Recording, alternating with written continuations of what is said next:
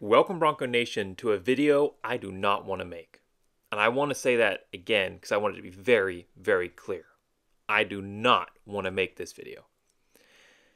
This video topic is one that I thought I would never have to broach as a Boise State fan.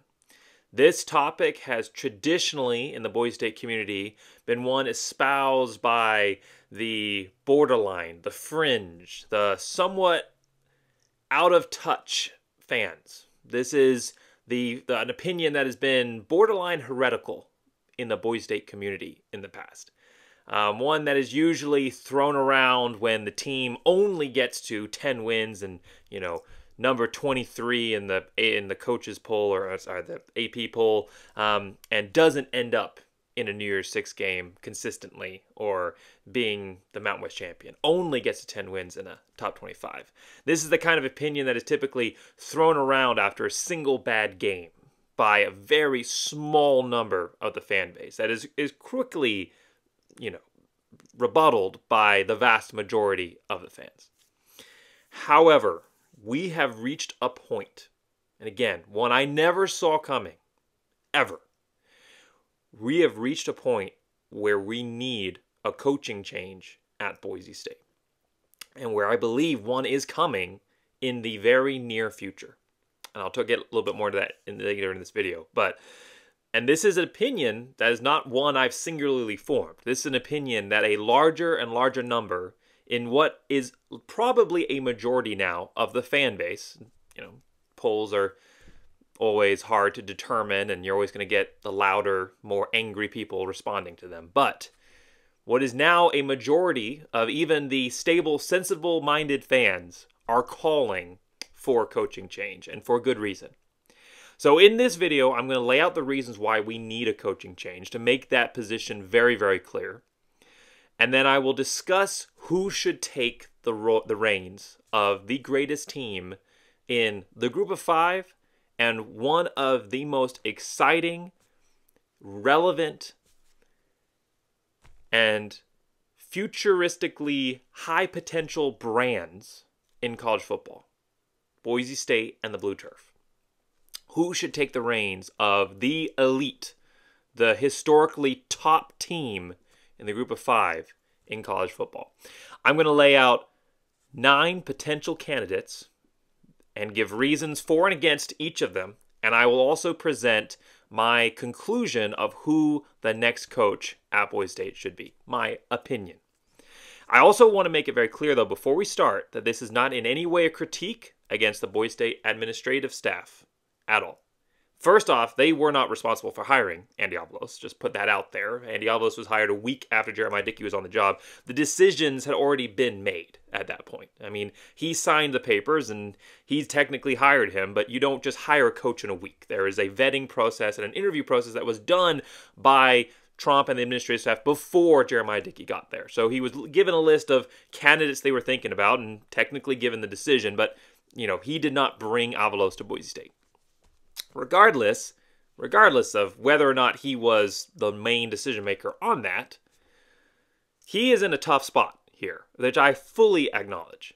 Firing a Boise State head coach has not been done since it hasn't been done in the FBS level. I mean, firing a Boise State head coach, they've either left for other opportunities or other things have happened, some very tragic, but Boise State's never had to fire a head coach. We are not that school. Not because we don't expect and demand the best from our coaches. We do. But they've always delivered that, which I'll get to in a second. So I fully appreciate the position to be the first athletic director to fire a head coach at Boise State, if that decision has to be made, is extremely tough. I also acknowledge the incredible impact that Jeremiah Dickey's had at Boise State. I mean, we would not be in a place where our future, despite what's going on the football field, is still bright without Jeremiah Dickey. He has revitalized the athletic department. He has brought in a huge explosion of investment. He has a clear, defined path and goal for the athletic department, which has not been defined in a long time, really since my uncle was at Boise State. He is one of the greatest athletic directors all time at Boise State. And regardless what decision is made, even if it's one I disagree with, because I don't agree with everything that he thinks, specifically, not wanting to play teams east of Mississippi and some other minor things, regardless of what decision is made here, he will continue to have my full support. And so I want to make that very clear, because I think right now the fan base, again, they're in a position they've never had to be. We have never had to, as a fan base, as a majority of the fan base, say we need a new coach. That is a very tough decision point to come to. So when walls start crumbling in the inner cortex of the brain that has never had to be explored before, you start looking for all the reasons for why such a bad thing is happening, and different people start getting brunts of different blame. And I've seen a lot on social media between Facebook and Twitter of attacks completely unjustified against Jeremiah Dickey. Like this is somehow his fault. Because again, the unprecedented is happening and people are trying to deal with it. And everybody deals with it in a different way. And some people deal with that by trying to, basically rework the entire system and bring everything crumbling down. Because if it's all falling, we might as well bring it all down, right? So that position needs to be laid to rest. There is no stand there. There is no stance there. Jeremiah Dickey and his athletic department, regardless of what happens here, they have multiple sports to manage. It's not just football. They're doing an incredible job across all programs. And the reason that we are still selling out the stadium, despite the fact that our team is having one of its worst seasons in school history, and after losing major games, still selling out the stadium, is because of what Jeremiah Dickey and his staff have done. Solely because of them. It's not because of the team. The performance of the team is not dictating that. It is what Jeremiah Dickey and his athletic staff have done. So I want to make that very clear at the very beginning. If Jeremiah Dickey makes a different decision, if he chooses to keep Andy Avalos through the rest of his contract, if he chooses to extend it, whatever he does, is not going to shake my faith in what he is doing at Boise State, because regardless of this decision, every other decision he's made up to this point has set Boise State on a trajectory that they were not on previously because of the previous athletic directors after my uncle left Boise State. So I want to make that 100% clear before we start the video. However, Andy Avalos, why does he need to leave Boise State, his alma mater, where he is beloved by the community? Even those who criticize his coaching, they still remember him as the great player that he was and the great defensive coordinator. And I also want to lay that out there. I have nothing personal against Andy Avalos. And I think regardless of what happens, the fan base will always love him as the player that he was and as the defensive coordinator that he was at Boise State. He was a great player and he's a great defensive coordinator. He is a great coach. He's just not a good head coach. Not everybody is cut out to be a head coach. I mean, it takes a very specific skill set. It's the difference between being the hands-on frontline person and the kind of got to sit back and manage. I mean, those skill sets are very different in any job. And Andy Avalos is a great recruiter. We've seen that. I mean, despite what the team has done under him, record-wise, he has still brought in elite recruits. I mean, look at the wide receiver we just got. And the running back that was announced yesterday, 3-star running back that Boise State brought in. I mean, the recruiting level under Andy Avalos is incredible. He's doing a great job recruiting because he's a great recruiter. His players idolize him. They love him despite everything that's happening. They love him because he's a great coach. He is a humble, lead from the front, work first, focused leader. He is a great leader. He is a great person. He was a great player. He works harder than anybody else. So it's so hard to make this video and to come to this position because, like the majority of Boise State fan base, the majority of Bronco Nation, I love Andy Avalos. I was happy and excited when he got hired at Boise State. I had some questions about bringing in a defensive-minded head coach because that can go a lot of different ways. But, at the time, Boise State's defense was bad, and they needed someone to come in and fix the defense. And I was actually happy with that decision. So I really love Andy Avalos. I do, even though I've recently, and I've fought so hard to give him every opportunity as a fan to say, you know what, there's other things going on. It's not him. Let's keep pushing. And it was the Memphis game, which I'll talk about in a second, the Memphis game that finally changed my perspective and said, I can't do this anymore. And as the losses and near losses and decision-making has piled up, The rest of the fan base is also coming to that decision. So it's incredibly hard to be here because this is not a personal attack against Andy Avalos. I mean, if he was to resign as head coach and go back to being the defensive coordinator, I think things would be great. That's not going to happen, obviously. But, you know, this is nothing personal against Andy Avalos. And I know I've spent a large chunk at the beginning of this video, and hopefully people are still watching at this point, talking about what this video is not about. But I really want to make my position very clear and the platform, the point of view where I'm coming from on this. So let's get to what this video is actually about. Andy Avalos, why he should no longer be the head coach of Boise State. Well, the first thing is the statistics. The record throws out right off the bat. I mean, the record is clear and obvious by itself. 20-13 as Boise State head coach. He's not defended the blue.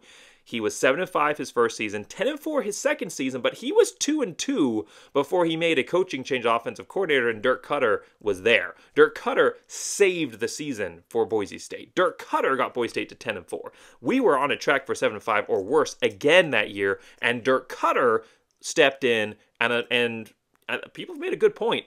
Dirk Cutter, with his experience that he had, was in a position where Andy Avalos let him do his thing. I mean, Dirk Cutter tried to do what he thought Andy Avalos wanted, but Dirk Cutter didn't intervene. He let Dirk Cutter be Dirk Cutter, and Dirk Cutter got Boise State to a 10-4 record. This season, Boise State is 3-4 right now. So again, looking at a minimum of 4 losses with the toughest part of their schedule ahead of them. They have to play Wyoming next, then and you know what, I will say it in order. I was just going to list the teams. But Wyoming, Fresno State, New Mexico, Utah State, and Air Force. Utah State could go either way. You know, we saw them almost beat Fresno State and then get destroyed by San Jose State, a team that Boise State was able to beat. But Wyoming, Fresno State, and Air Force, those 3 games, even though right now for some reason ESPN has Boise State favored versus Wyoming, those 3 games are going to be at the very best toss-ups and strong potential losses. New Mexico should be a win. Utah State could go either way. I mean, Boise State right now is looking at finishing the season at best 7-5 with a stronger likelihood to 6-6 or worse for this team.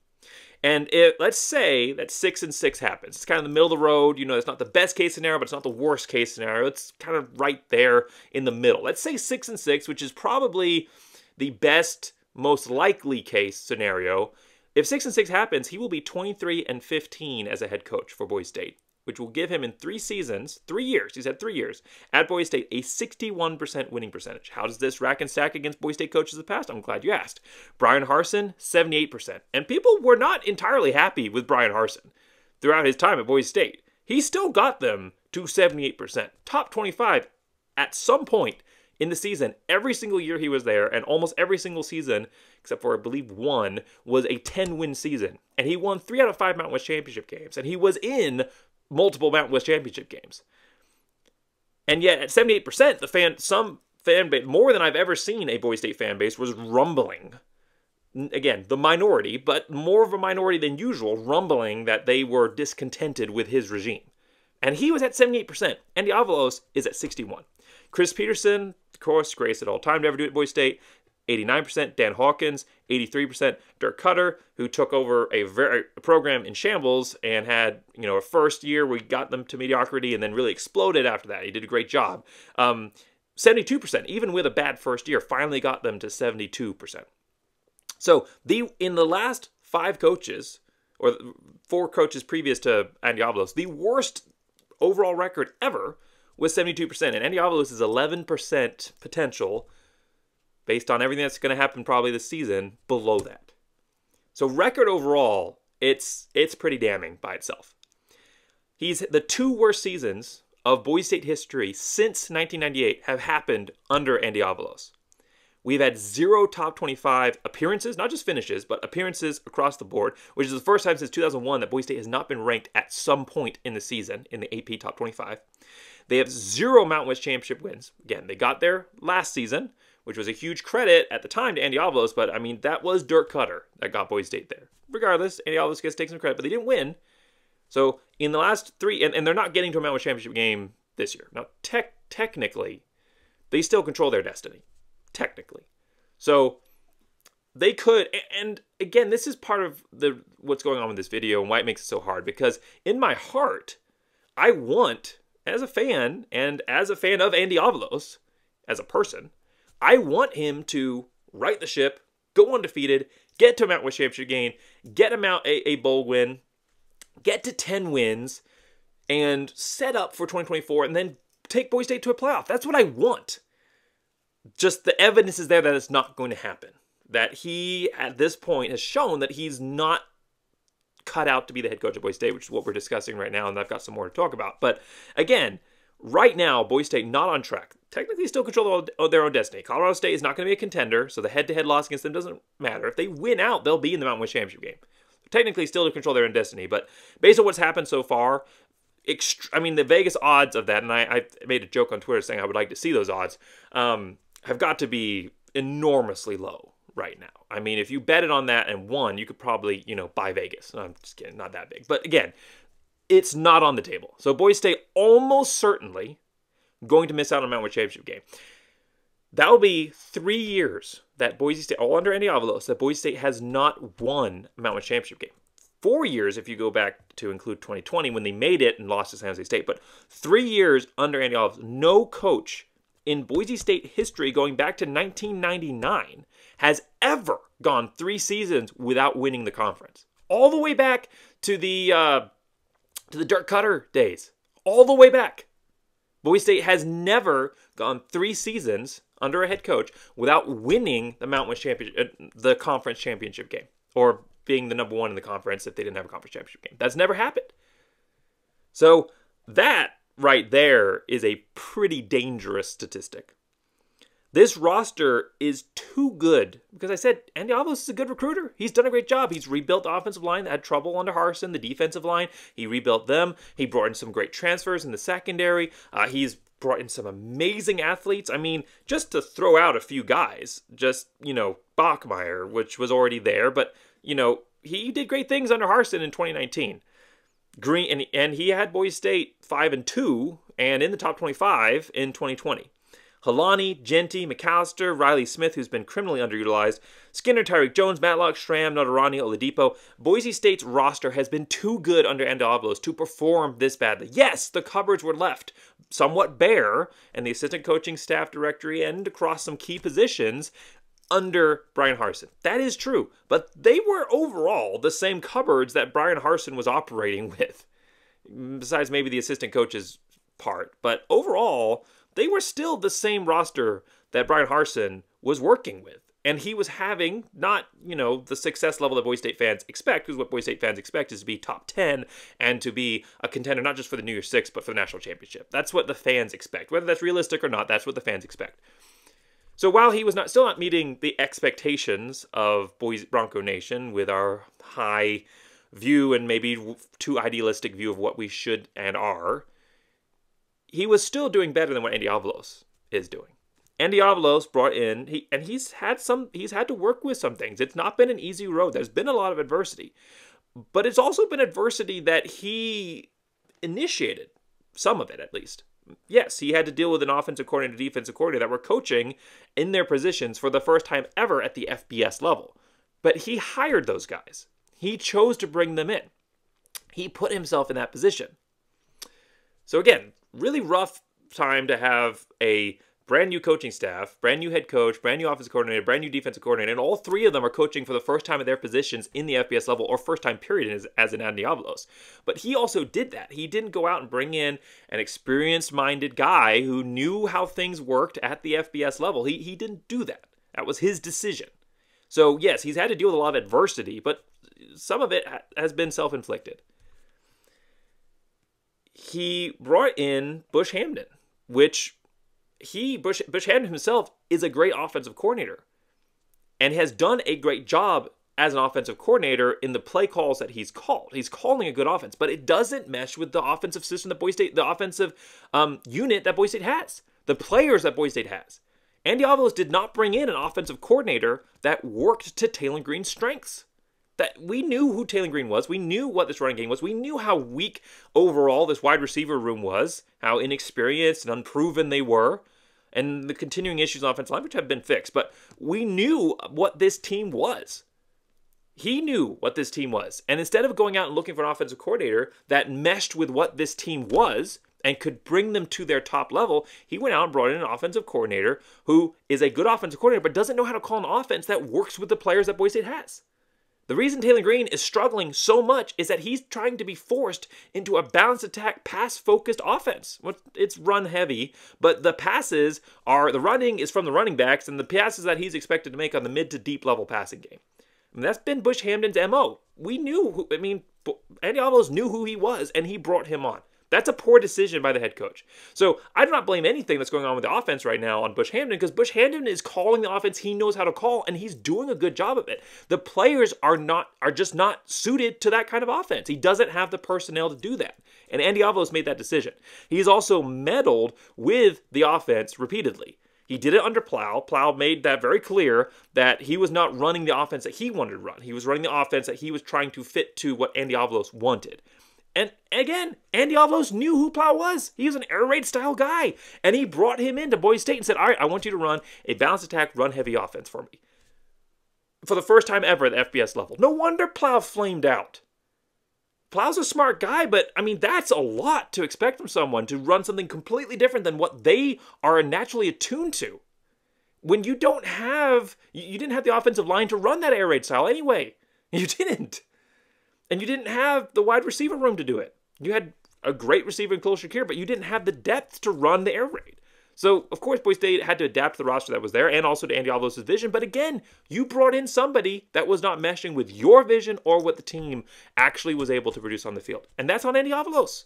And he meddled with the offense instead of just letting Plow be Plow and be who he knew he could be and do what he knew how to do. He meddled with that offense, and now under Bush Hamden, he's doing it again. I guarantee you that the two-quarterback system is not Bush Hamden's idea. He is too good, too experienced a coach and an offensive coordinator to do that.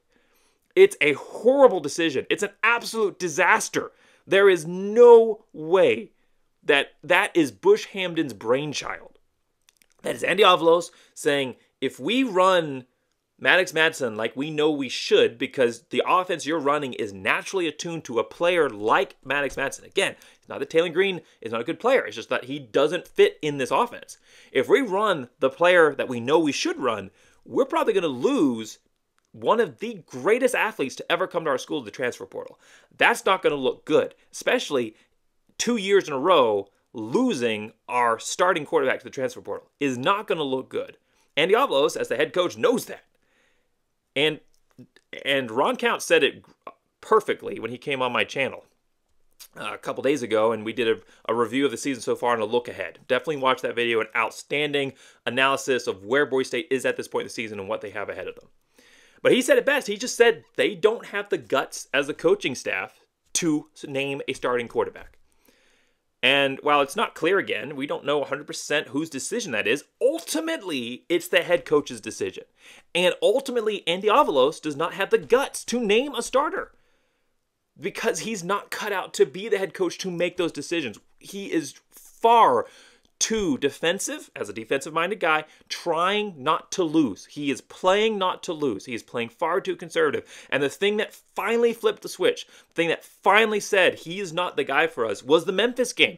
The decision to go for a field goal. I was already hands on my head, standing up going, why are we doing this? Before it was blocked and returned for a touchdown. So this is not hindsight bias 2020. Oh, if they'd made the field goal, then you fans wouldn't be crying. No, I was still upset at the time. I couldn't believe it. I could not believe we were going for a field goal in that situation. You're only up 3 points. A field goal still keeps it a one-possession game. You've driven to the red zone. I think you're at the 6. It's a 4th and 1. If you go for a field goal, you are already handing the defense a win. Worst case scenario, well, not worst case is the block, but what you thought was going to happen, miss or make it. Worst case scenario, you miss, and Memphis has to drive the entire length of the field, and then they're still only up less than a full possession. So they have to drive all the way down the field. You minimize the amount of possessions that they're going to get, and then you can come down the field, drive, and win the game. Or something along those lines.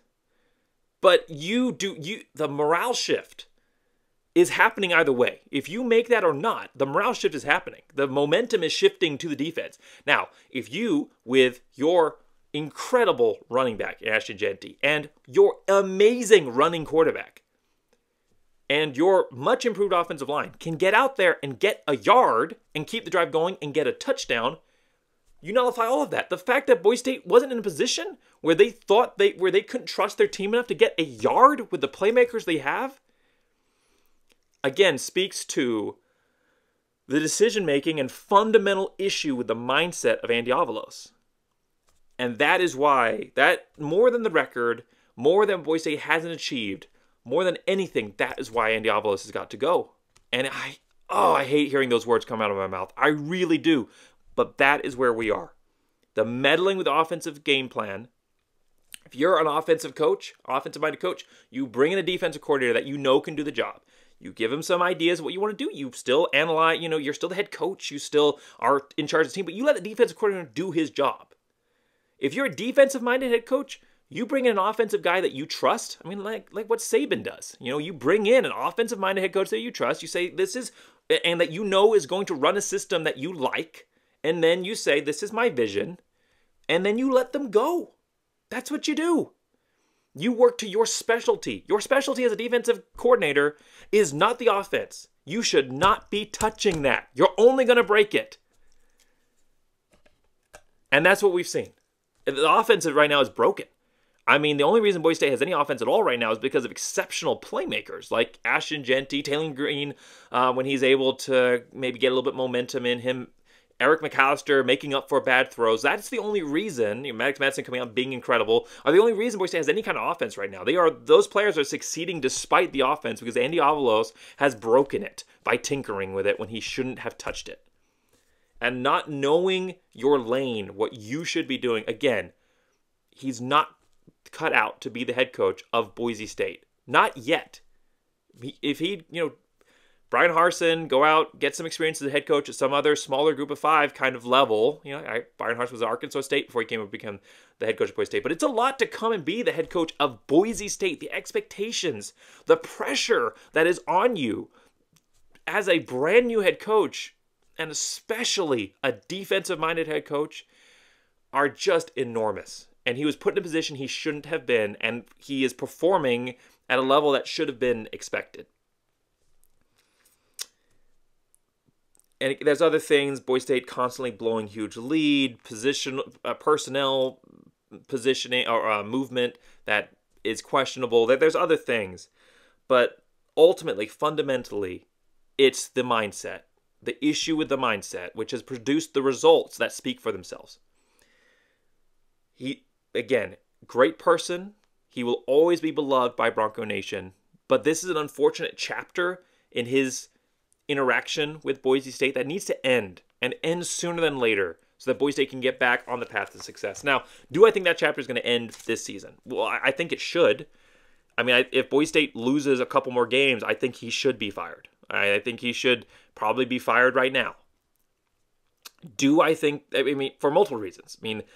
The ticket sales are going to, despite everything that Jeremiah Dickey is doing, there's no way that you can continue to market this program the same way that you have. The season ticket sales for next season are going to be hurt. There's no way they're not going to be hurt. The national perception of Boise State is going to be massively damaged. It's going to be either way, but if you continue to let this train run, the damage is going to be further emphasized. Especially when the national perception is Boise State's off the rails right now, and they seem okay with it. That's not a good perception either. You're not making the changes necessary to get Boise State back on track, and that's also part of national perception. All of the goodwill that Boise State has created as far as kind of the assumptions that come from some of the voters in the AP and the CFP polls when it comes to looking at Boise State over the last 20 years, those assumptions are quickly drying up. That goodwill is quickly drying up. Boise State has got to get back to winning consistently, or they are going to be viewed as a has-been that's now just a normal middle-of-the-road group of five program that occasionally has a good year. That's what they're going to be viewed as. And so for that reason alone, for setting up for the future, we need a change right now. Current players leaving, they love Andy Avalos, but do you want to stick around on a program that's a sinking ship and those just the changes that need to be made aren't being made? I mean, our players are highly sought after because despite everything, they've been playing exceptionally, and I don't know if we can keep them. I mean, that is a really strong possibility. Now, maybe the loyalty to Andy Avalos is enough. Maybe that's enough.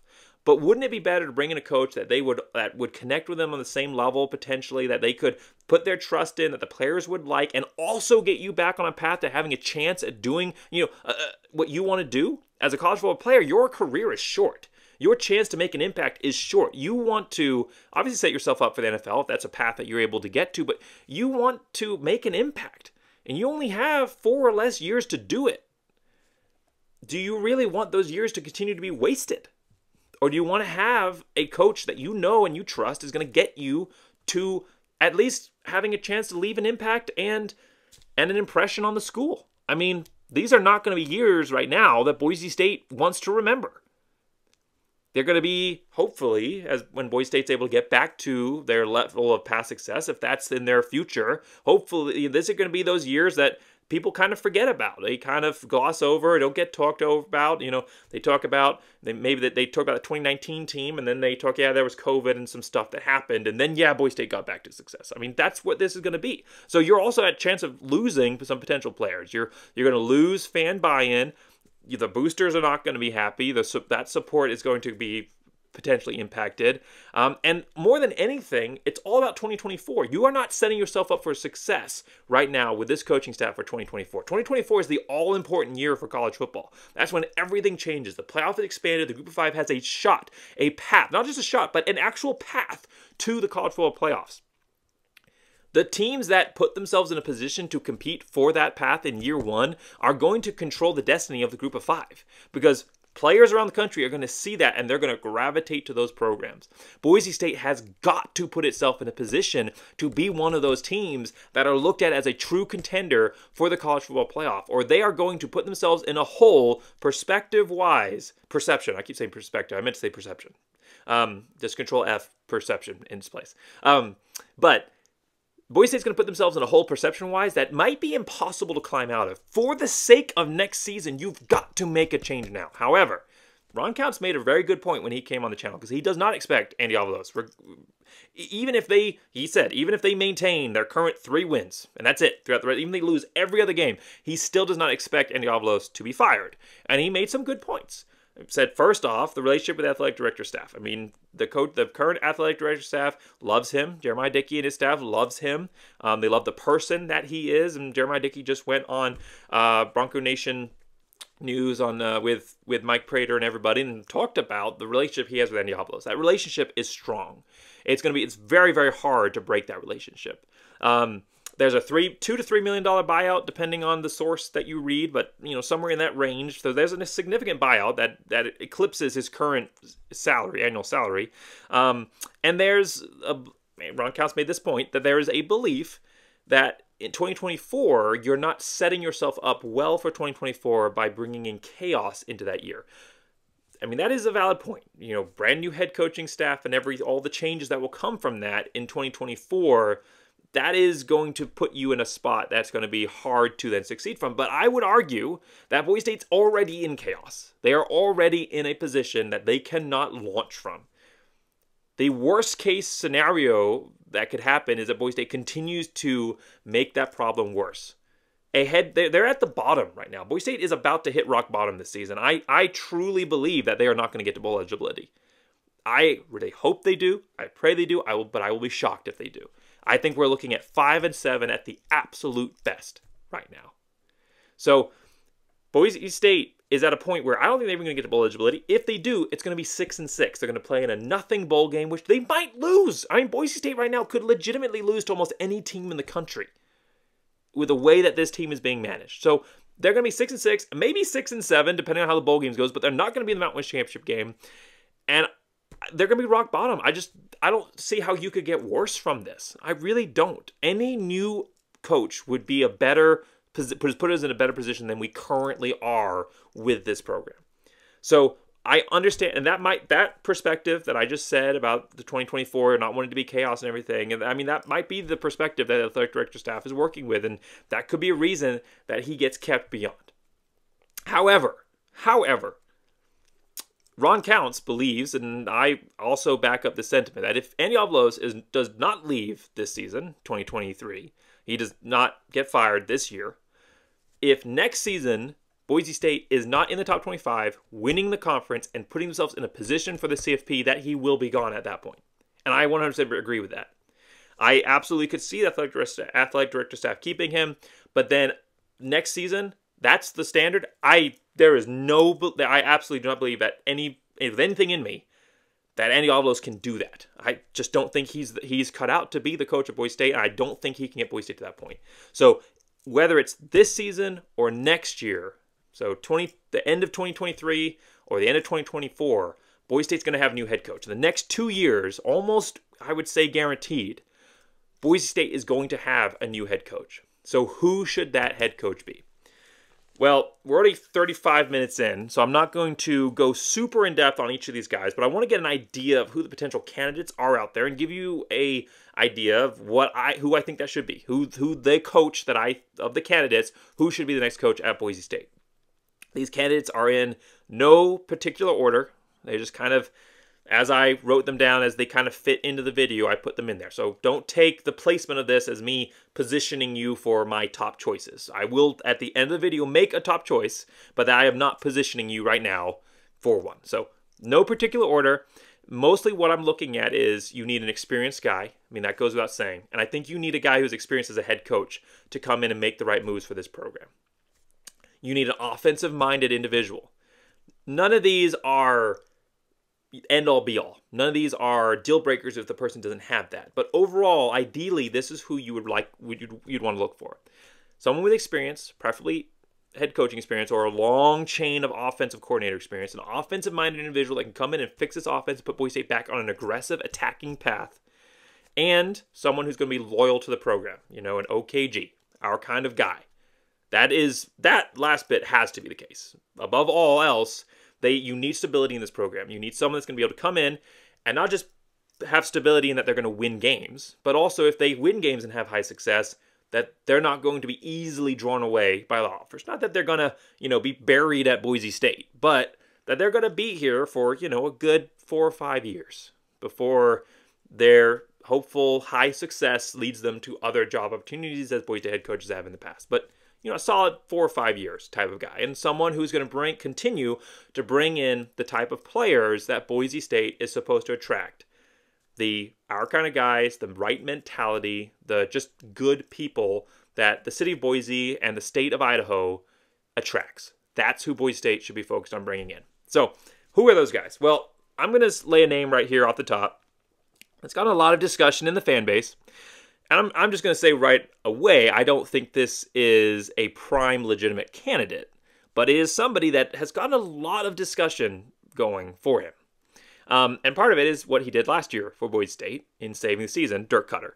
I mean, his credentials don't even really need to be covered, but just for the sake of a quick overview, 5-time offensive coordinator at the FBS level, two-time head coach, including at Boise State, 4-time NFL offensive coordinator, and a former NFL head coach.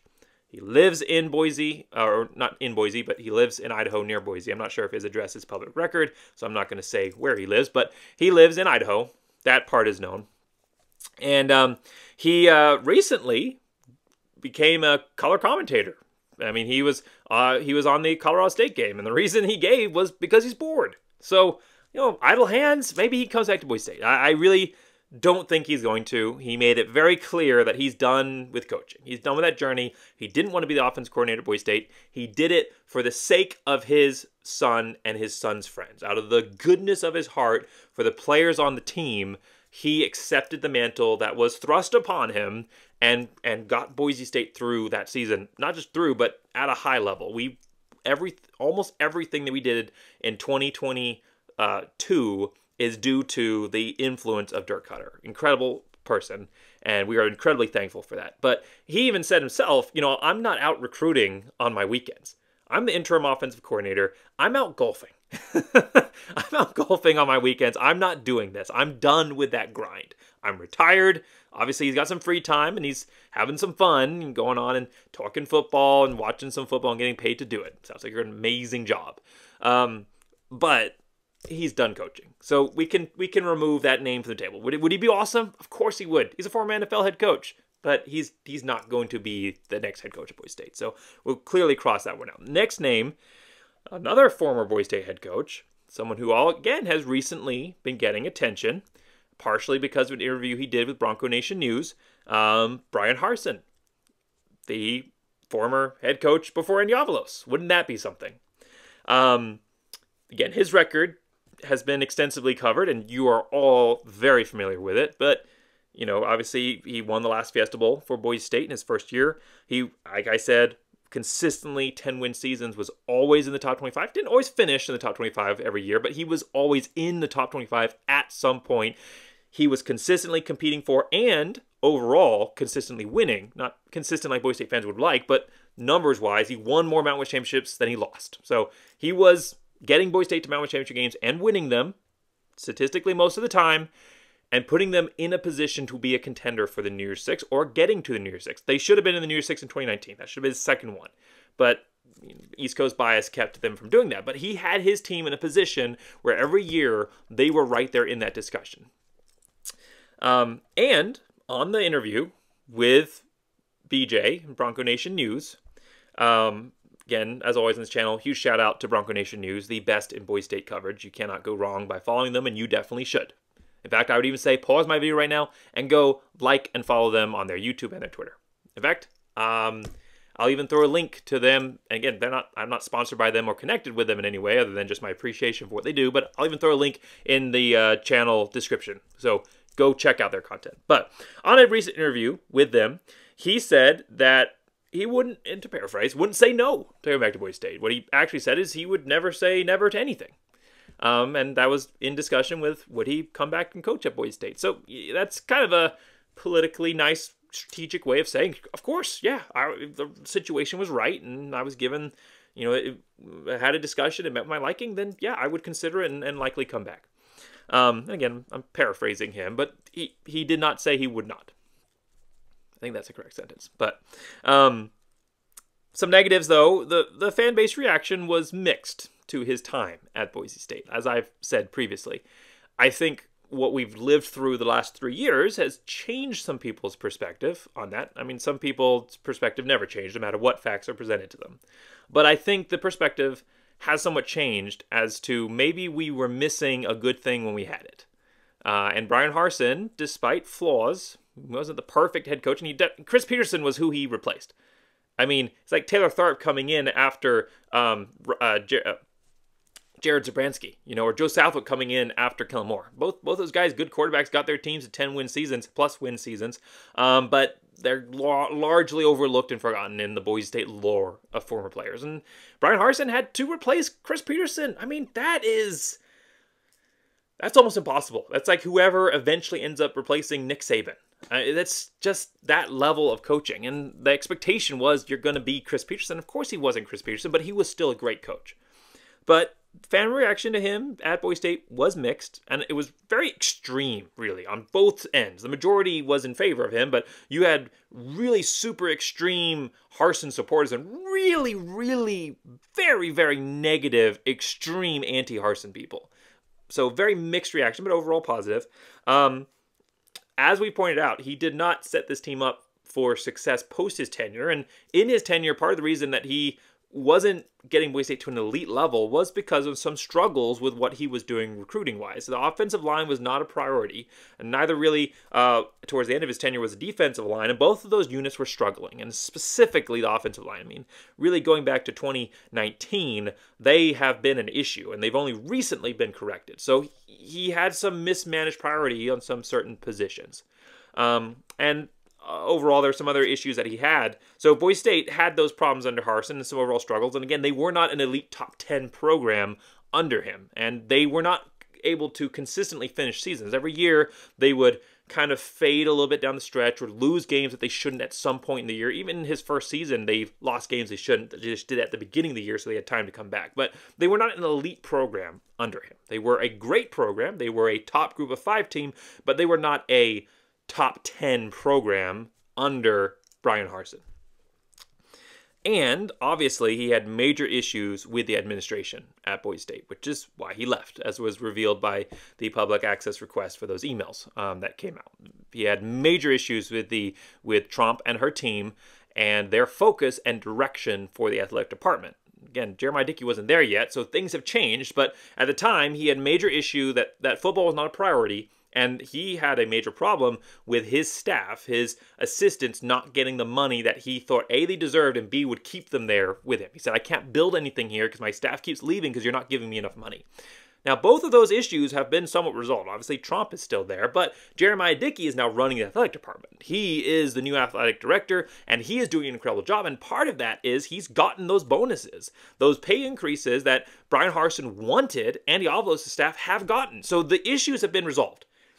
It would take a lot. It would take a lot of humility on the side of both parties, really, to come back. And it would also take a lot to rebuild those bridges, especially with Trump and her team. It would take a lot. But could it happen? I'm putting Brian Harsin down as a definite maybe. I mean, I'm not saying he's my number one guy right now. I'll tell you that. I'm not going to, with the rest of them, I'll keep that under my belt on who I think the new head coach of Boise State should be. But I will say, he's not the number one guy that I think is going to do it, but I think he's a possibility. Again, it's kind of like an admitting to a mistake, which is really hard for people to do, to have Brian Harsin leave because of decisions you made not to support him the way he should have.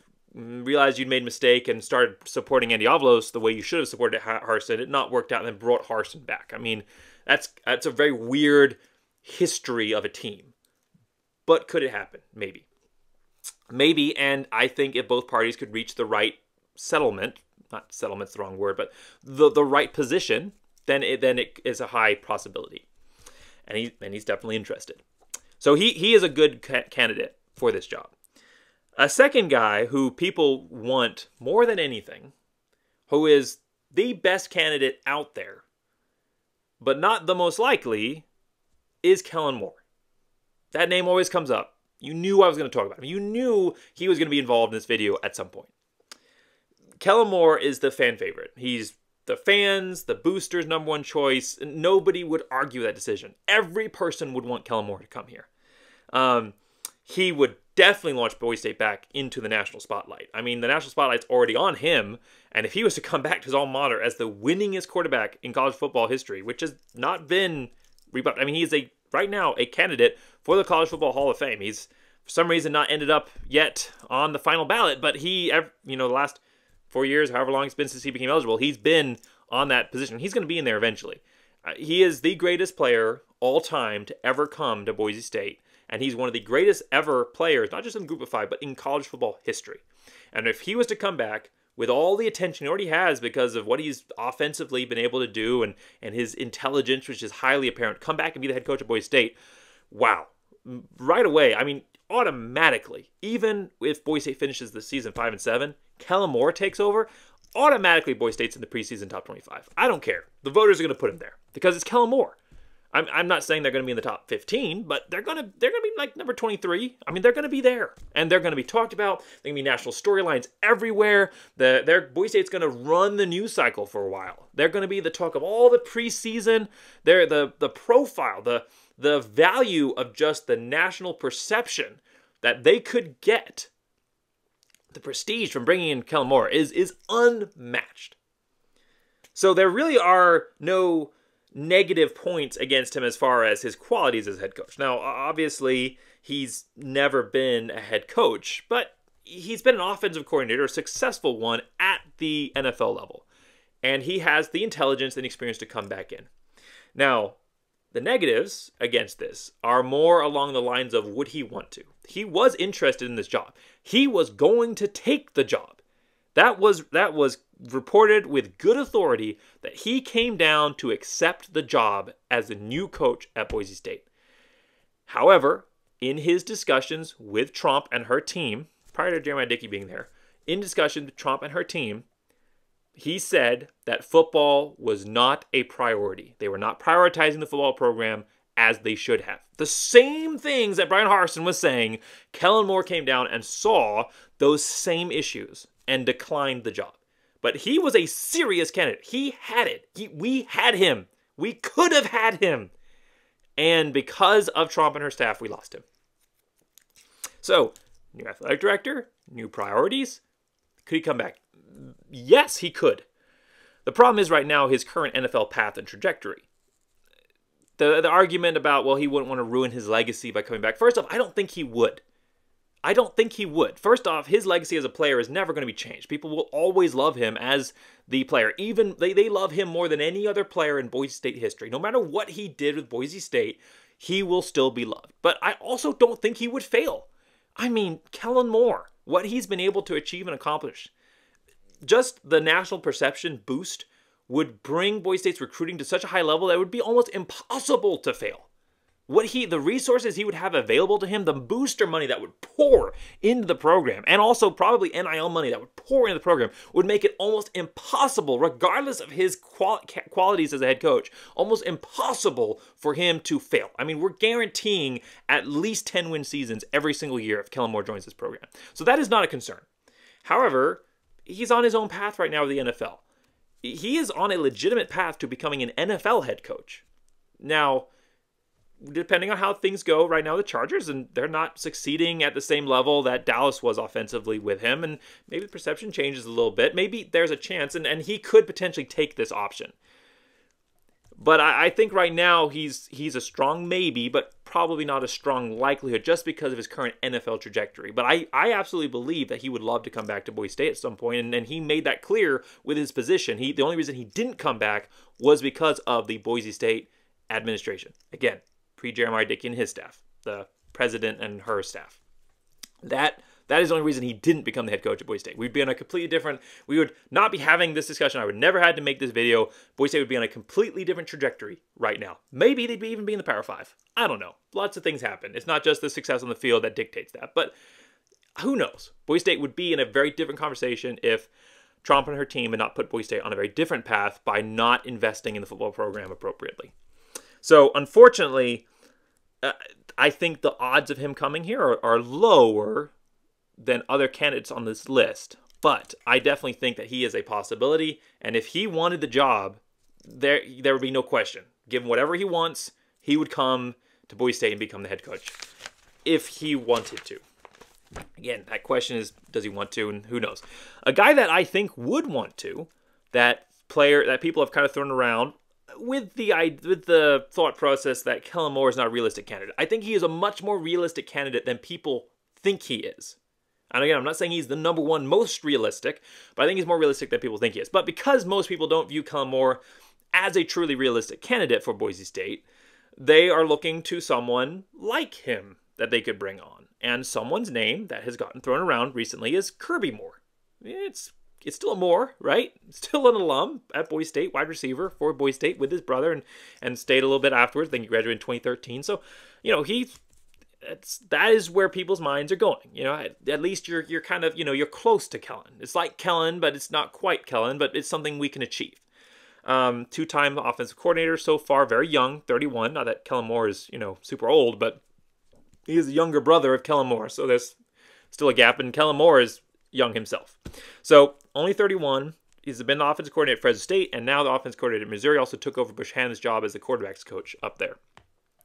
Clearly knows his stuff. Smart guy, Boise State guy, and I think would be interested in this job, not just because he's an alum and it's a chance to go be a head coach at the elite program in the Group of 5, traditionally, and the best market in the Group of 5 when it comes to the blue turf and Boise State's able to do in the digital space with that.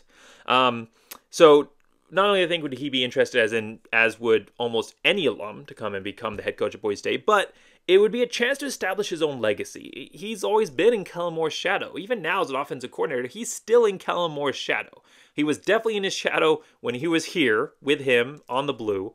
And if he came back, he would have a chance to build his own legacy at Boise State. He did build his own legacy here as a wide receiver. He wasn't the number one wide receiver for Boise State, but he was a strong, competent wide receiver for Boise State that put in his time and played all 4 years for them and was a great asset to this program. So he's built his legacy, but it's still under Kellen Moore's shadow.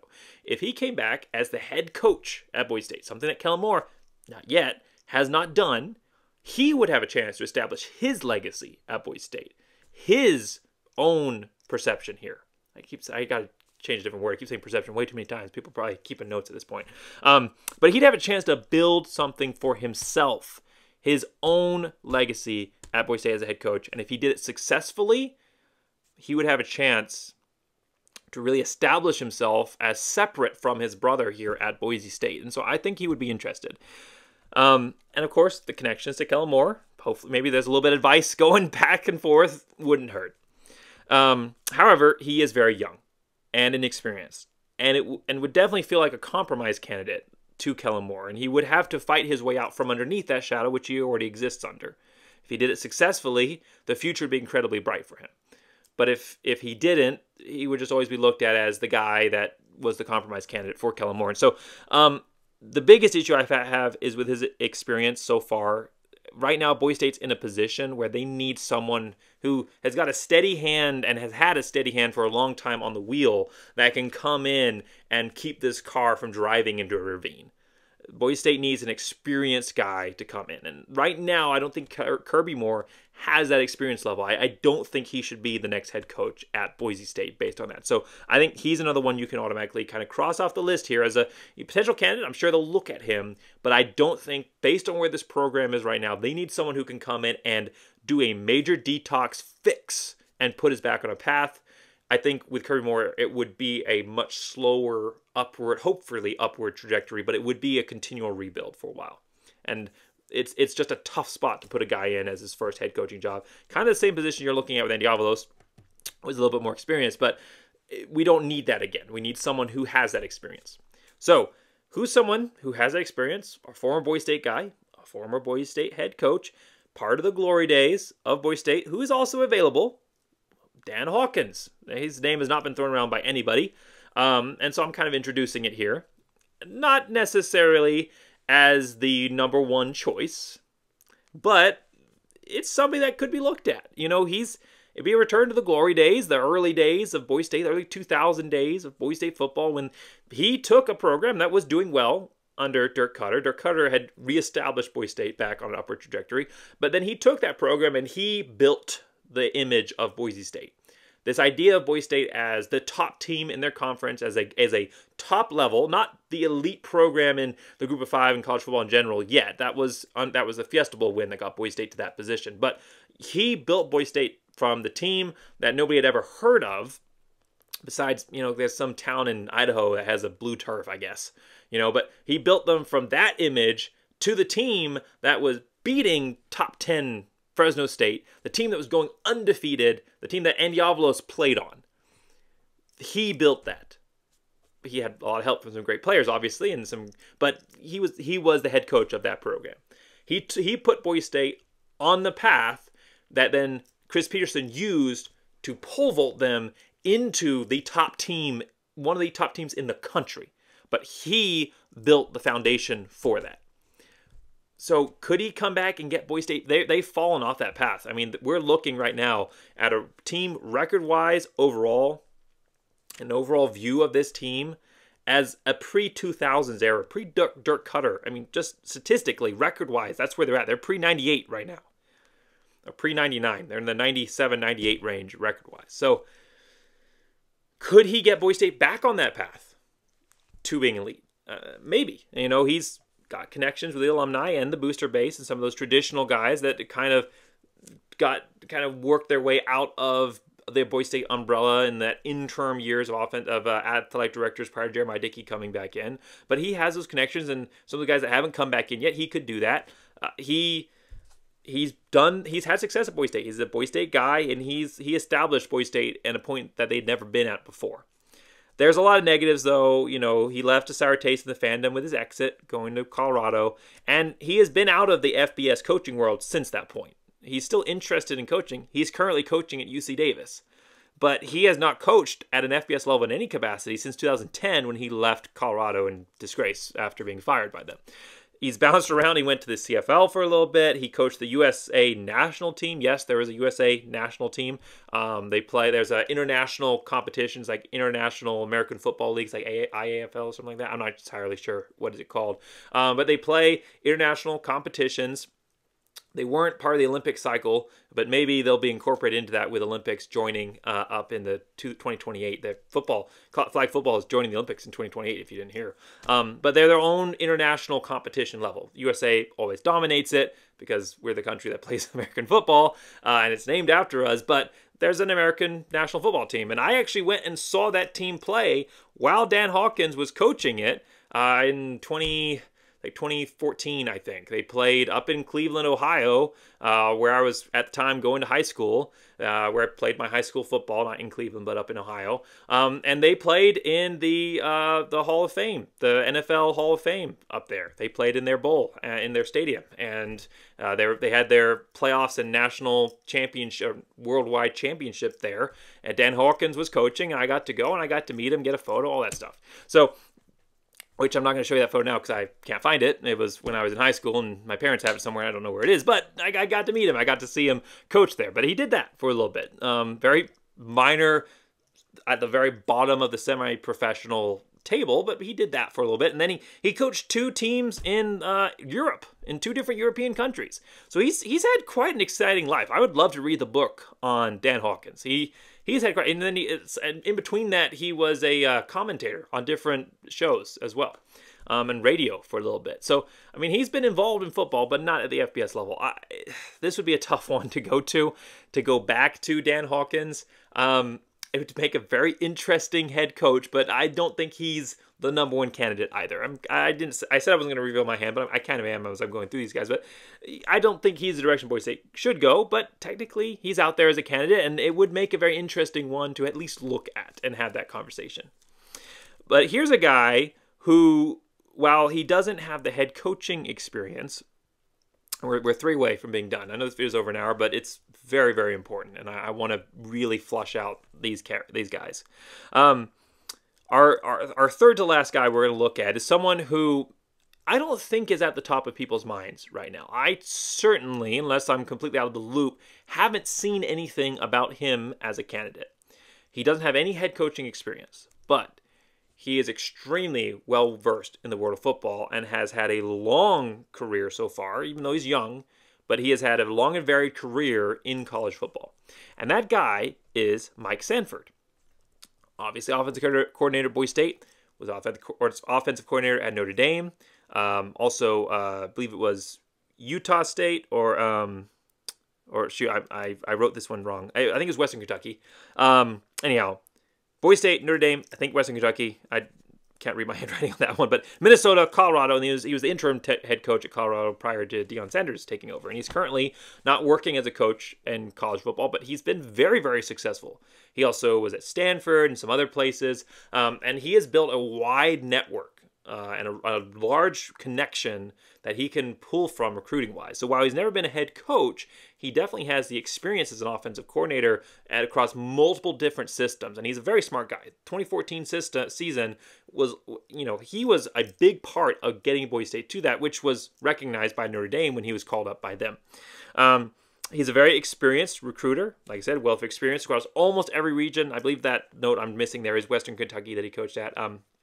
But almost every region, just not like the far East Coast, but almost every other region, he has connections with Boise State. Former quarterback for Boise State, still roots for them. He is a Boise State fan. He is part of the fan base, and he has deep roots within Boise State, and obviously offensive coordinator in 2014. The last time we went to Fiesta Bowl, Boise State wants to get back to those years, right? They want to get back to the Fiesta Bowl years, somewhere they haven't been since 2014. This was the last guy to take you there. Brian Harsin was as well, but, he was one of those guys. So if Brian Harsin's on an option, this is one of those guys that brought you to that level. And he is, right now, he's doing this part-time thing with Bronco Nation News, which is just again, I'm going to say the challenging griddle, but the show that he's doing is amazing. Every Monday on Bronco Nation News, he's meeting up with John Mallory, and they are talking college football. They look at the game that happened for Boise State, and they talk about that. They talk about the upcoming game, and then they talk about everything that's gone on in college football, and somehow they fit it all into right around an hour. Sometimes they go longer because the conversation is just so entertaining, and the stories and perspective that Sanford brings are just amazing. Ball Talk does a great job too. No shade thrown at Ball Talk. But I think he would admit that what Mike Sanford brings to that program that they're doing, that little Monday night thing, is really unmatched across any other platform of really any other team. I mean, especially at Boise State. I mean, this is incredible content, and the perspective that he has, the intelligence that he brings, is amazing. He knows what he's doing. He knows his stuff. And he has, through that, been able to rebuild some connections with the fan base. There was definitely some people that didn't like that he was only here for a year and went elsewhere. And I'll admit, I wasn't exactly thrilled by that. But through the show, he's definitely rebuilt those bridges with Bronco Nation. Really kind of explained himself in the first episode. Not that he had to, but he did. And really rebuilt that. If there was any negativity surrounding him, he's really dispelled those clouds. So he would be an interesting guy to look at. He's very experienced. This would be his first time as a head coach, but it's not like he's brand new to football. He's a very smart offensive guy. He could definitely come in and fix this system, and I think he would be interested.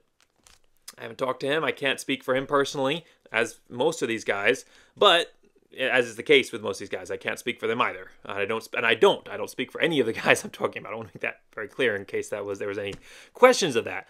But I believe he would be interested. He's obviously still deeply connected to Boise State, and he's following the team regularly as a fan right now, but he would do an incredible job at Boise State. I really think that he would come in, the players would connect with him, and he would be a strong candidate for Boise State. The one downside, of course, is the lack of head coaching experience, but this is a little bit of a different spot from going with Andy Avalos, and a big part of that is that offensive, aggressive part of the ATF culture that Brian Harsin had. He's part of that, and I think that he could bring that back to Boise State. So that is a guy that I'm very keen on. I'm going to talk about the next two guys, but he is someone that I think would be a strong candidate for this program. Two more. Last one before we get to our final, so second to last, is a every guy I've mentioned is part of the Boise State tree. And I think that's important. I know everybody is saying, not everybody, but I know a lot of people are saying we need to go outside of the tree. We need to bring in somebody that is bringing in a new perspective and some new blood. And when it comes to offensive coordinators and defensive coordinators, I definitely agree with that. I think it's important to bring in some outside perspectives at those positions. But when it comes to head coach, you want someone that knows the Boise State way. That is an OKG. You want someone who, because the head coach doesn't need to have a different perspective. They need to have stability and a connection to the fan base and a connection to what that team is. They represent the program. They're not just, they're the figurehead of the program in addition to running it, but they are the face of that program. And you want someone that is going to connect with the fan base, that's going to have loyalty and stability, but you want to have somebody, especially at a program like Boise State, you want to have somebody that is a Boise State guy at the helm. But there is one guy of everybody out there who I think is the right kind of guy. He is outside the Boise State coaching tree. He's never been involved in Boise State at any point. But he is one of the best coaches in college football. And he is the right kind of mentality, and he coaches in a similar way to what you expect at Boise State. The hard-nosed, blue-collar, diamond in the roughs, and you don't look at the stats, you look at the character, bring them in, develop them, guys. And it's Craig Bohl. Craig Bohl, what he has been able to do in his career is absolutely incredible. He is an FCS national champion, repeat national champion head coach. And what he's been able to do with Wyoming is phenomenal. Have they been the Mountain West champion? No. Have they been, they might be this year, but they haven't in the past. Have they been a top 25 program? No, I don't believe they have, and if not consistently. They haven't been an elite top group of 5 program, but Wyoming was nothing before he got there. Do you know how hard it is to recruit to Laramie, Wyoming? How many of you have been to Laramie, Wyoming? I have. You are driving across the desert, and then you hit a stoplight. And then suddenly, in the middle of this rest area, this rest station, there's a football stadium. You don't even realize you're in the town. I mean, and I am exaggerating a little bit, but my goodness, it's in the middle of nowhere. It's hot. It's at a high altitude. Nobody, again, someone's going to be like, I live around Wyoming. I love it. It's the best place on earth. Okay. And I'm sure it's a great community, but it's not a prime recruiting location. It's just not. It is so hard to recruit to Laramie, Wyoming. And he does it. He brings in guys that no one is looking at. Incredible athletes. And he brings them in and he develops and he molds them into NFL first rounders. Josh Allen went to Wyoming. That blows my mind every time I think about it. But it's not just him. I mean, Craig Bolt has been kind of a feeding station for other teams. He brings in these guys, he develops them, and then they leave and they go to other places. I mean, Swen from last year and Xavier from, you know, they go to these other great programs because he can't keep them there because nobody wants to be in Laramie, Wyoming. But they want to be around him. They want to be influenced and impacted by him because he is a good head coach. He's a great head coach. He's probably one of the best head coaches in the Mountain West. What he's able to do with the limited resources and limited geographic resources that he has is amazing. Imagine what he could do with a program, with a brand like Boise State, with the resources of Boise State, with the national perception of Boise State. Imagine what he could do. Imagine it. And he's the right guy. He brings in those kind of guys. The guys that no one's looking at, that have the work ethic, that he can mold. I mean, look what he did with Cooper Lagos. I mean, that guy was... Sorry, not Cooper Lagos. That's other Utah State quarterback. Andrew Peasley. Sorry. Cooper Lagos, Utah State. Andrew Peasley from Utah State. Look what he did with Andrew Peasley. I mean, that guy was nothing. And now he looks like a superstar. He has completely changed the trajectory of this young man through his direct impact. He's a defensive guy. He's basically everything that Andy Avalos wants to be.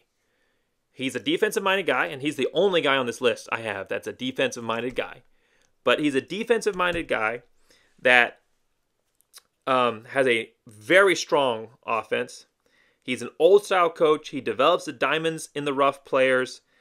He has a strong running game. He has the right focus. With a big play quarterback. He's everything that Andy Avalos wants to be, that most defense coaches want to be. He's one of the few defensive coaches out there that do it right at a high level. He could do this. He could come to Boise State and do this. So if you're going to look outside the coaching tree at anybody, and I'm not saying you should. I'm not saying you should go outside the Boise State coaching tree. I've already listed, and I'm going to list one more guy. I've already listed a bunch of great candidates that Boise State should go after. But if you're not going to go inside the tree, and you're going to go outside to someone, this is someone who deserves consideration. At the very least, he deserves to be looked at. Because what he's able to do with Wyoming is exceptional, and what he's been able to do in his career is exceptional. He is an amazing coach, and he would do a good job at Boise State. Again, no Boise State coaches. He's a defensive-minded guy. But the positives far outweigh the negatives. I think he could come to Boise State and have success. It'd be a very different approach that Boise State has. I mean, every head coach going all the way back to, I believe, Houston Nutt. I believe he was the last guy. But every other coach that Boise State has had has been a Boise State guy that they've brought in. So Houston, I believe, was the last one. Everyone has, so it would be a different approach that hasn't been taken in over 20 years. But it would be a bold one that I think would pay off. So he's definitely a guy that Boise State should look at. Last guy, and then I will name my candidate for head coach at Boise State. And again, it's just my opinion. And it's not Chris Peterson. He's not on this list. Would he do a great job? Yes. Boise State, if he wanted to come back to Boise State, he would be the guy. But he's not going to. He left Boise State because, in his own words, he had moved on. He'd gotten bored, I think was his exact words. He wasn't giving his all. He's already established an incredible legacy at Boise State. You don't come back and ruin that. It's like the writer of Calvin and Hobbes. He writes the incredible series, and then he retires. And he's still alive. He just doesn't write Calvin and Hobbes anymore because, at this point, any addition just couldn't live up to the original. So Chris Peterson, even if he came in and had high success, he's already done his time at Boise State. I wouldn't want him to risk ruining that legacy. It's different than Kellen Moore because it's a different legacy. But he's already left the head coaching legacy. He doesn't need to come back and establish that. So Chris Peterson is not on this. I don't think he's interested. I don't think he would come back to Boise State. So I don't have him as a serious candidate. But I also don't think he should be looked at as a candidate because it's the time for other guys to shine right now. He's come in, he's done his time. It's not, he would be amazing. He would restore Boise State, yes. But the risk right now to what could happen doesn't weigh in, I don't think, his own personal mind what he might potentially be able to do at Boise State. So my last guy, however, is a former Boise State player. He is a beloved player from Boise State's past. And I've already named one former quarterback for Boise State. This last guy is also a former quarterback at Boise State. And he's also has been a frequent guest on the channel, on my channel here. He's come on several times and talked Boise State football. He is an incredible person, and he, I think, would make an incredible addition as head coach, and it's Ryan Dinwiddie. His name has been thrown around by some other people. I did think about this guy before I read those other people that threw him around, but I'm not having this idea in a vacuum. Other people are also coming up with this idea. I'm not the only one to think about him. So he is a serious potential candidate for Boise State. Former Boise State quarterback. He's part of those teams, part of the Dan Hawkins era that helped establish. Was he pre-Dan Hawkins? 2003. So yeah, he'd been part of Dan Hawkins. Dirk Cutter, Dan Hawkins transition. So anyhow, but he was part of that level, that laying the groundwork level for Boise State. He beat Fresno State that first time, when they had Carr, the senior, David Carr, at the helm. So he did that. He was Kellen Moore at Boise State before Kellen Moore was at Boise State. And he is still, statistically, he's still one of the best quarterbacks in Boise State history. So he is Boise State. He is part of that fabric. But he's also an incredible head coach. After Boise State, he went to the CFL, played in the CFL for a while, and then he started coaching as an assistant and moved up to offensive coordinator, and then was elevated to the head coach of the Toronto Argonauts. Now, for context, Toronto Argonauts are kind of like the Boise State of the CFL. And again, maybe I'm stretching a comparison here, but they're one of those teams that have been elite in the CFL, and they had Grey Cup championships, which are their Super Bowl in 2012 and 2017. They routinely were one of the top programs in the CFL. Then they had back-to-back 4-win seasons, 4 and 14 seasons, which were two of their worst consecutive seasons in program history, and matched or were close to matching their 2008-2009 hiccups. But they were two of the worst seasons in program history. Then they had to cancel their season in 2020 in the COVID year, and that's when Ryan Dinwiddie joined the team as the head coach. So you're taking a program that has traditionally been great, that's fallen off the wagon, is in a nosedive. Sound a little familiar? He took that team in 2021, which was his first season coaching, but obviously he was there in 2020, just didn't have a season. But he took that team in 2021, took them to a 9-5 record, and took them to the divisional playoffs. He lost at the divisional level, but he immediately came in and had success. The next year, last season, 2022, they won the Grey Cup. This year, they went 11-7, won the Grey Cup. This year, they are 12-2. They are number one in their division right now. They haven't gotten to the playoffs yet. There's still more season to go in the CFL season, but they're number one in their division. They're 12-2. They are having one of the best seasons of the Argonauts in CFL in their history, and are on a path back to back-to-back Grey Cup championships. This is a guy who knows how to get it done. He was part of the foundation of building Boise State into a high level of success. And he comes into a program that is not setting him up for success, and it has immediate success. This is a guy that succeeds no matter where he goes. Well, how could we go and get a head coach of a professional program? That's just a guy that's winning their Super Bowls. That's not going to happen. Well, the CFL, while a successful athletic venture, is not the NFL. Financially, the same amount of money is not pouring into that program. He got a contract extension. I do not know. I've not asked him directly, and I'm not going to, what his actual salary is. So none of these numbers I'm going to throw out are confirmed, and the CFL does not make the salaries of their coaches public information. So I do not know how much money he is making, and I wouldn't want to know. I'm not going to ask that. However, average head coaching salaries overall from multiple different websites, from what we know, average CFL head coaching salaries overall are about $500,000 a year. That's the high end. In 2021, a coach made, not Ryan Dinwiddie, but a different coach, made headlines when he signed a $1.7 million deal for 3 seasons. So $1.7 million over 3 years. And that was one of the biggest ever for a CFL head coach. That made headlines. For context, Spencer Danielson, an assistant, the defensive coordinator, so not the head coach, of Boise State, is making $425,000 this season as a defensive coordinator. I think he got some pay boost somewhere. 425 is, I think, his 2022 number. I think he had some pay boost, but somewhere around $425,000. No, he got the pay boost to 425. Yeah, that was the extension. So he's the highest paid assistant on the staff at 425, and he's only making about $75,000 less than probably Ryan Dinwiddie is making. Regardless, almost certainly he's not making what Andy Avalos is making, which is $1.4 million a year right now, with bonuses that will increase that number if he's able to have success. Probably not going to get those bonuses this year, but they're in the contract. I believe it's like a $7.2 million contract over 5 years for him. Unheard of money for the CFL. So Boise State can definitely afford him. He was a little out of their price range for offensive coordinator. Not by much, but he was for offensive coordinator, but they can afford him. He is also interested in coming back. I'm not revealing anything personal here. This is something he has publicly stated on my channel, that he is interested in coming back to Boise. Now, when I was talking to him, this was when Andy Avalos was still there, and we were talking about, would he have any interest maybe coming back to Boise? And he was saying to work with Andy Avalos. So we were talking offensive coordinator at the time.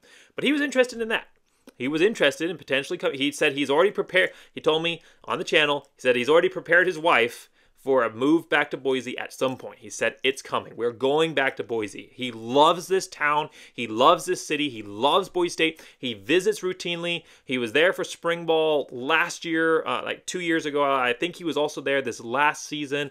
So he visits regularly. He has a connection. He has relationships with the athletic department. He has relationships with some of these players. He has relationships with the staff. He came on and helped me preview the offense, not this last season when I had Grant Hendrick, but the year before that. And he knows this team. I mean, he clearly knew what he was talking about. And it's obviously knows what he's talking about as demonstrated by his coaching career. So he's interested. Boise State could afford him, and he's definitely interested in coming back here. Negatives, no collegiate coaching experience, like at all. He left Boise State, went to play in the CFL, and went right into the CFL. So not just no collegiate coaching experience, but no American football coaching experience. And his last interaction with American football was when he played here. It's probably a bit like riding a bicycle. He'll come back to him, and he still knows American football, but his experience, his coaching experience, has been at the CFL level. And while there are similarities between the games, it's still a very different game up there. There's some interesting rules that make it a different game. Part of those rules make it much more of a focus on the passing game. You only have 3 downs, so there's much more focus on getting those yards in the passing game. It's a much quicker game. The wide receivers are running before the snap, so there's much more of a focus on the short mid-range passing game in the CFL.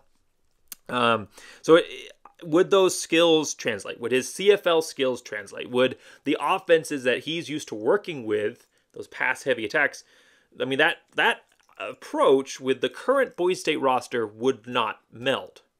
But he's not coming to be the offensive coordinator. He'd be coming to be the head coach. So he could hire somebody or keep Bush Hamden and meld the offense a little bit. But, he could bring in someone or say what he wants to do to shape the offense with someone who knows how to do it, has been doing it over a long time, to what Boise State needs. But he could fix this team. He definitely could. He fixed the Toronto Argonauts, which were in a deep nose side, and he could fix Boise State. He has the intelligence. He has the success track record. He could do it. But again, there are those negatives, and he's been out of American football experience for a long time, and he has no recruiting experience. He's never had to do that. So that would be quite the learning curve. Now, as a head coach, you can kind of push some of that off to the coordinators, but you're still involved. It's a little bit easier, I think, than coming straight into offensive coordinator and having to learn how to recruit, because really they're developing that. Your guys that are analyzing the film with their staff, and then they're bringing it to you, and then you are, as a team, going out and doing the recruiting. So he could definitely learn, and he would definitely be capable of that, but that would be a downside, for sure. There are negatives. It's not just a pure home run hire. There are some negatives he would have to overcome, but could he do it? Yes, absolutely he could. He has the connections, the alumni. He's a fan favorite, alumni and fan favorite. The boosters would love him. He has the connections to Canada, which Boise State used to bring a lot of guys down from Canada. They at one point they had like 11 guys on the roster from Canada, and they haven't really been recruiting up north as plentifully as they have in the past. They already have all the connections to the big state, California, Texas, and the other recruiting grounds. Maybe a perspective from Canada would be valuable. He's a very, very smart guy, and not just a very smart guy, but he has a great attitude. He has a great attitude. He's very humble, but also he has the right mindset that he attacks aggressively what he's working on. But he's also a very humble guy, very, very kind. Again, when I asked him to come on the channel, I had a friend requested him, and he'd accepted, and I was like, oh, that's cool. And so I told him what I was doing, and I sent him a message saying, hey, would you come on the channel? And he was right away. He was one of the first people to say, yeah, I'll come on the channel, and I'll talk Boise State football with you. And this was before my channel was at 1,000 subscribers. I think I was sitting at like 400 or 500 subscribers. I'm a nobody. I still am. And he came on my channel. And that should show you the kind of person that he is. His love and investment in Boise State, that he wanted to be able to come on and talk Boise State football, and he leaped at that opportunity to come on and do that. But also the kind of personality is that he would come on and talk to a guy like me about Boise State football for an hour and a half. And he talked to me from his office because he was preparing for the start of training for the CFL season the next day. And he made time on his schedule to come on and talk to me. And that speaks volumes to the kind of person that he is. So this would be, I said it's not a home run hire and that there's no negatives, but it would be a home run hire. And when you look at the candidates on Boise State's list, we've already crossed off some guys like Kirby Moore and Dan Hawkins and Dirk Cutter, some obvious no's there. Some maybes, the Craig Bull and potentially, and then Mike Sanford. We have no idea if he would want to take the job, but Brian Harsin and Kellen Moore. There's a lot of great names on this list. And I will say, Kellen Moore is my go-to guy, number one, for this job because of the national prestige that he would bring to Boise State, which is unmatched by any other candidate. It's just not fair. But I don't think that he is the most realistic. I think he's more realistic than the fan base is willing to accept right now. I think nobody wants to get their hopes up, so they're kind of pushing him aside as a realistic candidate. I think he's more realistic than we think he is. I think he could come to Boise State. But I think he's probably not going to be the next head coach at Boise State. But when you look at all these guys on this list, Ryan Dinwiddie, for me, is my number one. As far as the combination of who Boise State should go after and who I think would accept and bring and come to this job, Ryan Dinwiddie, for me, it should be the next head coach at Boise State. And I think there's a really strong possibility that he will be the next head coach at Boise State. It's almost impossible to predict something like this because you don't know the thought process and desires and needs of what the athletic department is going after. I can't even predict whether or not, I can't even predict whether or not Andy Avalos is going to be coaching here at the end of the year. I can't predict that with certainty because I'm not inside their heads. I don't have, they're not telling me what they're going to do, and I'm not asking.